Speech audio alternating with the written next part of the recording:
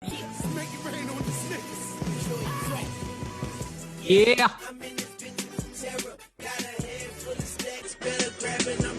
I'll make it rain. I'll make it rain.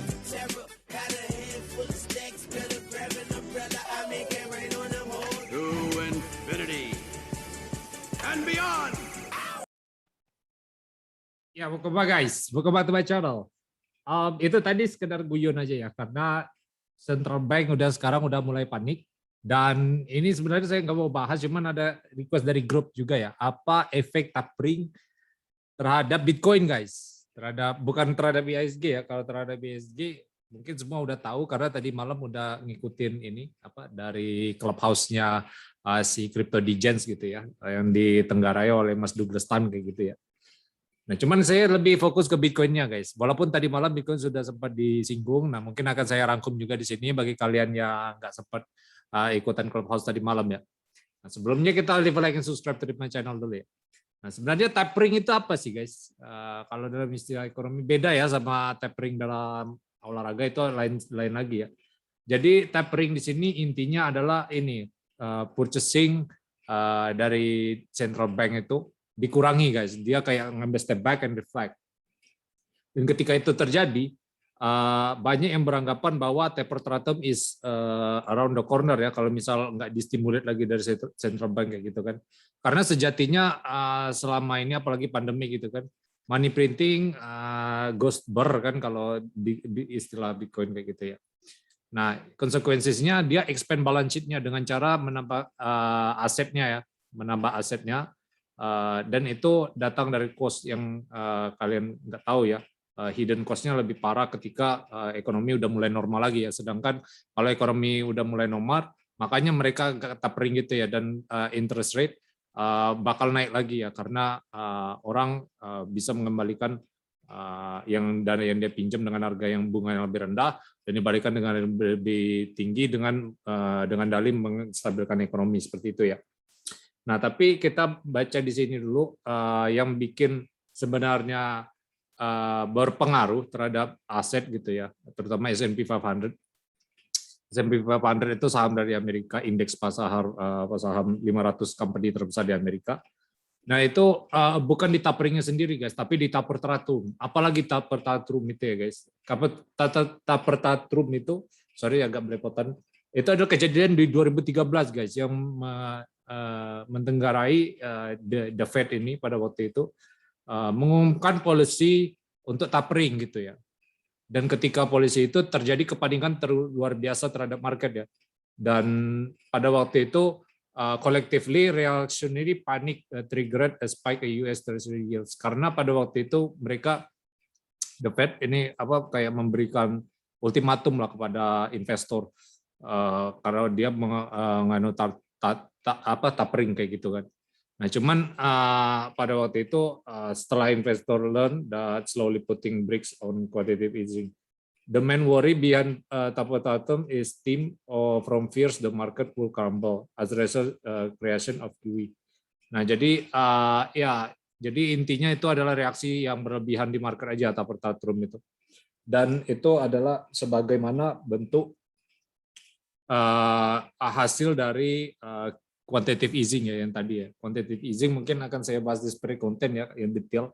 Kenapa dia tuh sebenarnya simpelnya kayak gini guys. Mungkin akan saya bikin sketsanya aja ya. Mungkin untuk yang awam aja ya, dan bagi yang kerja di Bank Indonesia gitu ya, Bank Sentral atau para ekonom gitu ya, bisa koreksi di bawah ini apa yang akan saya bahas di sini.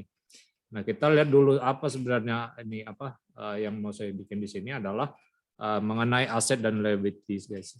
Nah, negara pun bukan negara, bank sentral pun punya pembukuan keuangan seperti kita juga guys. Ada yang namanya aset, ada yang namanya liabilities ya. Ini liabilities, ini aset. Ini bukan aset, aset di sini. Nah, di sini equities.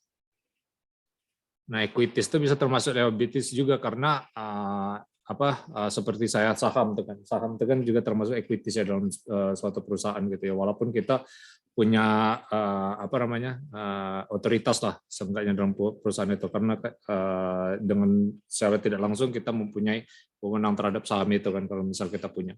Nah, cuman kalau aset ini guys, kalau aset ini kan yang value-nya over time bakal naik terus kan, dan liabilities ini sebaliknya.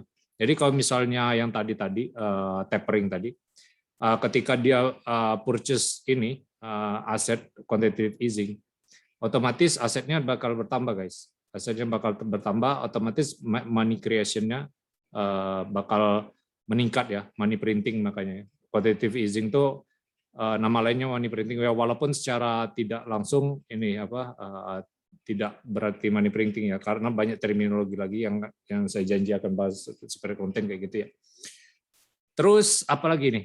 Ya, ketika money sudah dicetak seperti itu ya, sudah dicetak, itu comes to the economy guys. Nah, yang ini yang Fed nggak bisa kontrol ya, makanya money yang kemarin yang chart yang saya bilang ada berbanding terbalik itu. Money supply all time highs tapi circulation-nya all time lows guys. Nah, karena money-nya itu berkutat hanya di 1% aja ya, dan terlebih lagi yang nyerok pada tahun 2020 yang COVID itu malah orang-orang yang 1% itu ya. Jadi yang kaya makin kaya, yang gembel makin gembel ya jadinya ya. Ya itu mungkin agak ini ya, agak ini berpengaruh juga sama bond market, dan kenapa tapering ini perlu untuk menstabilkan karena ekonomi udah mulai naik lagi. Terus COVID case sudah berkurang, jadi ekonomi balik ke normal lagi. Nah, yang jadi permasalahannya ketika ekonomi udah back to normal lagi guys, balik ke normal lagi, kita nggak ada social distancing lagi. Nah itu bakal value kita antara dua guys. Value interest rate naik, terus value dari aset berturun karena orang valuasinya udah tinggi semenjak lockdown ini. Terus yang kedua hyperinflasi guys. Nah kalau misal dua-duanya crash kayak gitu ya, hyperinflasi dan stock price hancur, nah otomatis itu adalah ini ya, sama kejadian seperti taper tatrum ini ya, walaupun taper tatrum itu enggak cuman gara-gara ultimatumnya saja, bukan taperingnya itu sendiri, karena tapering itu normal di market ya, itu bagian intervensi dari bank sentral untuk menstabilkan ekonomi ya. Nah tapi di sini kalau central banknya terlalu banyak terlibat juga, free marketnya, esensi dari free market udah hilang ya. Jadi I don't know guys, kalian berpihak di pihak yang siapa. Jadi terus juga ini berhubungan sama ini ya, repurchasing agreement yang ini ya yang terjadi di purchasing aset dan liabilities ini ya. Misal mungkin akan saya bikin simulasi aja ya, kalau misal kalian ini teranggap terlalu berat gitu ya, dan saya juga agak belepotan jelasinnya gitu ya. Mungkin Anda di sini contoh ada dua orang gitu ya, sebutlah ini A, ini B. B ini orang kaya lah, dia pakai ini kan, pakai kalung Gucci emas apa kayak gitu. Nah, terus si A ini desperate, dia butuh uang ya. Desperate, dia butuh uang ke B. Nah, ketika desperate butuh uang ke B, apa yang jadi jaminan, guys? Nah, dia punya inilah, ada emas lah di sini. Emas peninggalan dari almarhum kakeknya misalnya. Nah, tapi dia butuh likuiditas. Nah, cuman si B ini karena dia takut minjemin, takutnya dia nipu atau gimana kan, nggak pengen baliknya. Kan namanya kapitalisme kan ada untung ya kan. Maksudnya saya minjemin kamu, untungnya apa? Kamu emang untuk kegiatan produktif kayak gitu, biar untungnya balik ke saya lebih besar kayak gitu kan. Nah, otomatis dia nih balik uangnya itu dengan bunga yang lebih besar, guys. Nah, makanya ini mungkin dia bisa 3 tahun, 4 tahun, dan itu dipatok interest rate ya, suku bunga ya di sana. Nah, semakin lama suku bunganya semakin ini rendah biasanya ya. Semakin tinggi ya. Karena yang short term tuh fokusnya hanya likuiditas ya. Karena kalau short term kan apapun bisa terjadi di short term kayak gitu ya. Makanya treasuries itu ada dibagi 3 guys. Treasuries asset purchasing kayak gini. Ada treasury bills, treasury yield, dan treasury bonds ya. Treasury bill itu yang short term guys. Yang short term itu yang 1 sampai 2 tahun guys. Dan sedangkan treasury bonds itu yang long term yang biasa kalian lihat, bukan indeksnya juga sih, apa yang sering menjadi indikator gitu ya untuk pergerakan bonds itu ada TLT ya. Kalau kalian, saya bukan jualan bonds ya, saya nggak invest di bond. Cuman kalau kalian pengen lihat TLT ini bisa ada di ini kalian bisa cek sendiri di TradingView 20%, 20 plus year treasury bond. Jadi itu dengan harapan dia intinya minjam duit untuk short term demi ini ya membayarnya di long term ya, karena likuiditas dia kurang likuiditas di short term itu karena dia sangat desperate money ya, walaupun itu fake money kalau bisa kalian bilang karena create out thin air kayak gitu ya. Jadi ya udah ketika dia cicil per bulan si B-nya ini kan dapat cash flow. Nah cash flow-nya itu berbentuk ya itu tadi bond, terus yang inilah yang dihasilkan ke repurchasing agreement seperti itu ya. Jadi ya mungkin agak kompleks juga ini saya jelasinnya. Yang jelas intinya seperti itu ya guys. Cara kerja negara dan negara individu pun sama. Ada aset yang dijamin gitu ya. Dan 20 tahun lagi kita bayar gitu kan. Nah, cuman bedanya yang bond sendiri bisa diperdagangkan di pasar sekunder ya. Sedangkan kalau utang antara dua orang ini ya paling cuma dua orang ini. Kalau misalnya dia nggak perdata gitu ya, terlilit utang kalau orangnya mati atau gimana itu beda urusan. Cuman skemanya seperti itu ya, tapering ini ya. Terus ketika purchasing-nya sudah mulai dikurangi, yang jadi masalah adalah ini guys, misal emerging market seperti ISG, makanya banyak berita yang berseliweran mengenai anjloknya ISG dalam jangka waktu pendek ini ya, ketika tapering udah mulai ini ya, mulai dicanangkan oleh The Fed ya. The Fed sendiri sudah mulai aman dan belajar dari 2013 yang momen yang taper tantrum tadi guys. Karena The Fed sendiri sudah belajar nggak pengen buat panik lagi ya. 2008 itu kan hasil panik dan 2013 pun juga hasil panik gitu ya. Dan ketika panik demand pun tidak terkontrol dan ketika demand nggak terkontrol orang nggak bisa kontrol demand itu, apalagi central bank kayak gitu ya. Kemarin aja pas 2020 aset price turun drastis, walaupun udah nyentuh circuit breaker juga tetap anjlok dosor gitu ya. Udah nyentuh auto reject juga masih dosor. Jadi nggak ada urusan ya guys, orang namanya duit ya duit, jadi nggak ada urusan apakah itu dia perlu intervensi atau enggak, namanya free market seperti itu ya. Tapi masih sulit dipahami ya, sederhananya kalau ekonomi US membaik, biasanya akan diikuti oleh kenaikan inflasi dan imbal hasil bunga, seperti yield obligasi dan pemerintah AS. Ya itu yang seperti saya bilang tadi, benar kan ada dua ini skenario terburuknya. Hyperinflasi bisa terjadi guys karena uang tercetak terlalu banyak, tapi ada argumen yang menganggap ini nggak bakal menghasilkan inflasi karena tergantung kreditnya juga kan. Kalau misal itu berkutat aja di 1% populasi, jadi dia nggak ada urusan sama ini ya, kenaikan inflasi ya.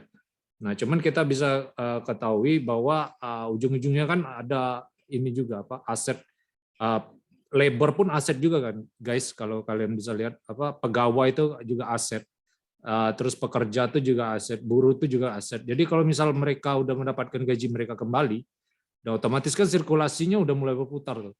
Nah inflasi juga bisa otomatis tinggi, apalagi komoditas gitu ya seperti makanan, pangan seperti itu. Jadi bisa aja kalau naik lagi ya. Ini agak kompleks ya dunia ini. Jadi mungkin akan saya bahas lebih detailnya. Mungkin sekarang saya akan bahas permukaannya dulu aja. Terus imbal hasil, nah seperti saya bilang tadi ya, interest rate bakal naik, imbal hasil bunga terhadap yield obligasi terhadap bakal naik. Terus juga kalau dapatnya ke ISG, ketika semua stabil seperti itu ya, otomatis bakal glosor karena ekuitas di Amerika Serikat, S&P 500, Dow Jones, dan Russell 2000 itu udah ada di all time highs guys. Dan kemarin kita lihat dari analisa dari Alessio Rastani itu kan, yang menjadi leading indicator itu adalah transport index ya. Transport index bukan S&P index ya. Kalau transport index itu keyakinannya bahwa si transport index ini menjadi leading indicator ekonomi ya. Seperti itu. Karena transportasi itu adalah mobilisasi dan transportasi barang seperti itu. Dan ketika itu terjadi, ya udah pasar Amerika bakal koreksi seperti itu ya. Dan ketika pasar Amerika koreksi, otomatis semuanya rata-rata pada koreksi ya, otomatis ya seperti yang ini kemarin lah, corona kemarin lah, itu kan dampak dari yang 2000 lockdown 2020 itu ya, karena panik semua gitu ya. Otomatis aset yang ada di S&P 500 itu dijual-jual semua.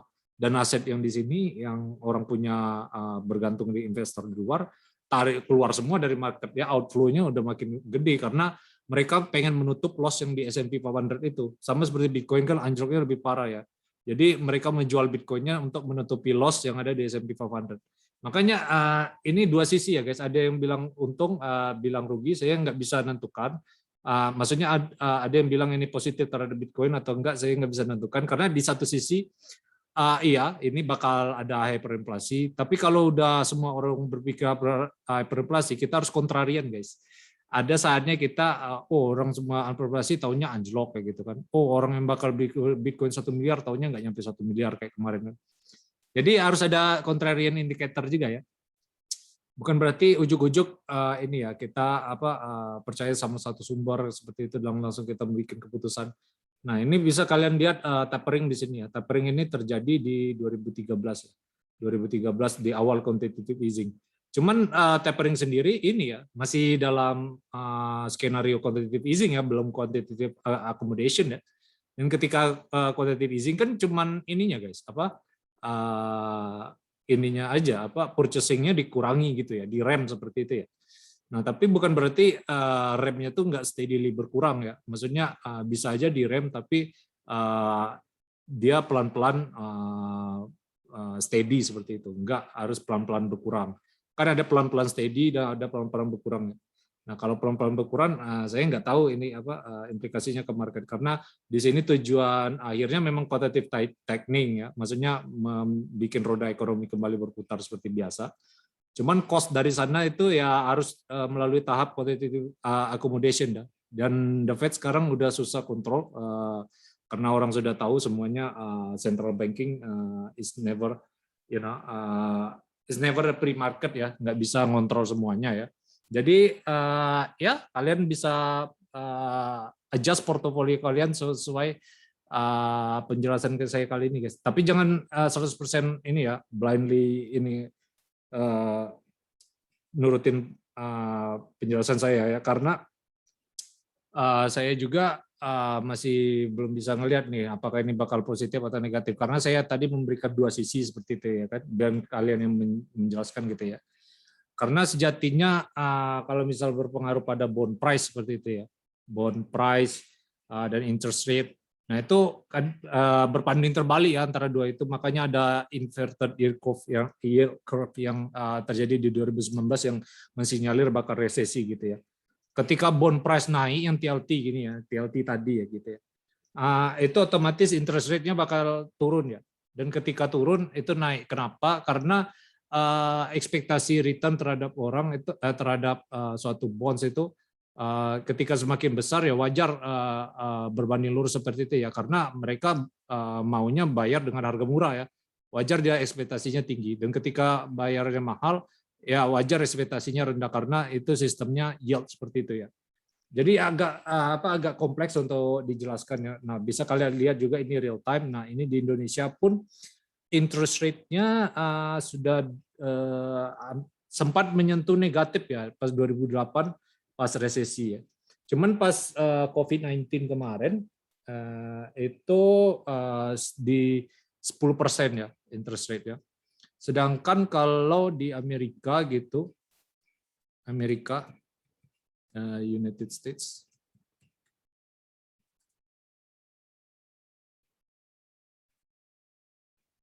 bentar ya saya sambil lihat gitu ya. Itu mendekati zero ya, 2% ya.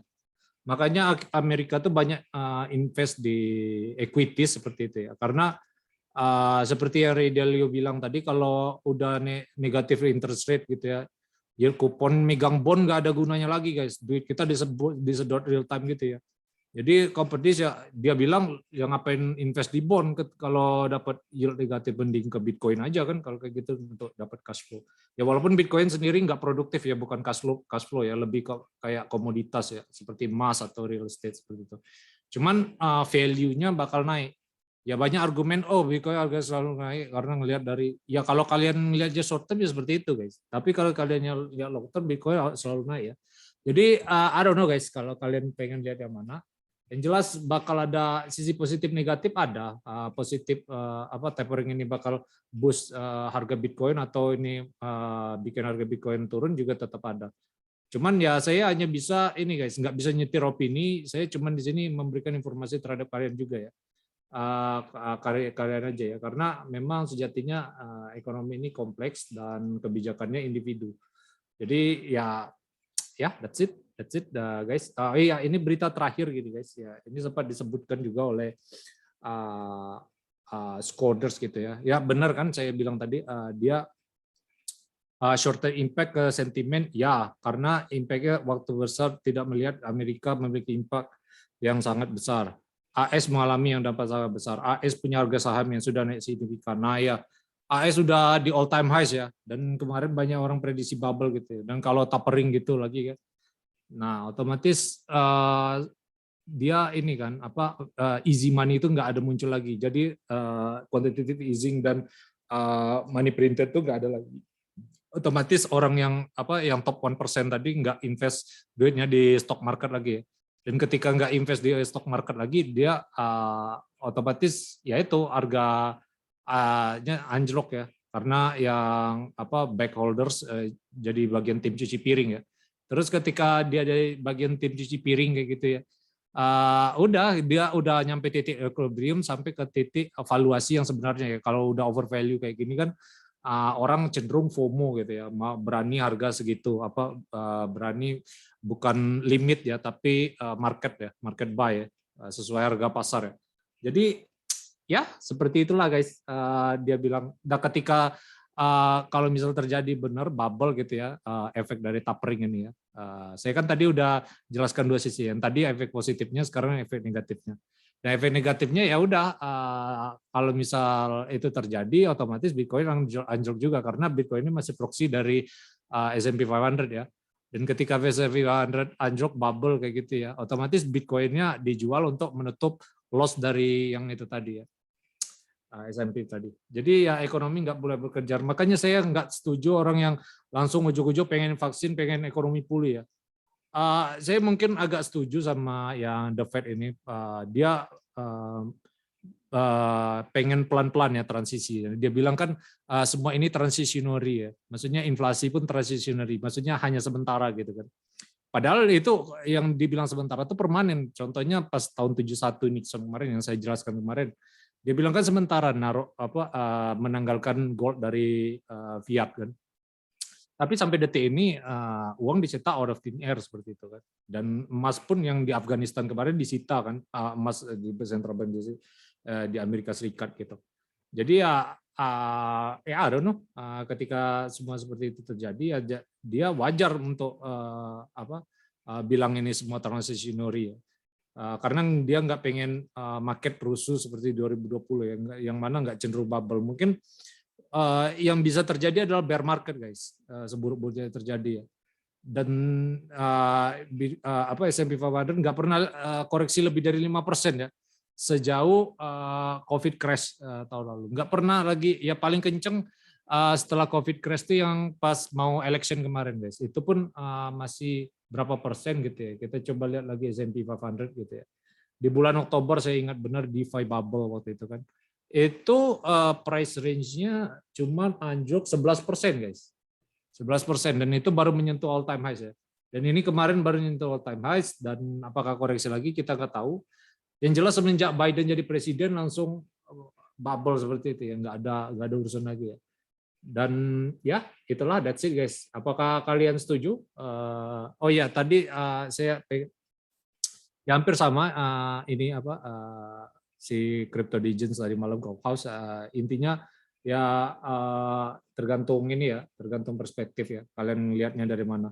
Jadi bisa itu bullish untuk stock market, bisa itu bearish, tergantung time frame kalian juga. Ya udah guys, leave a like and subscribe to my channel.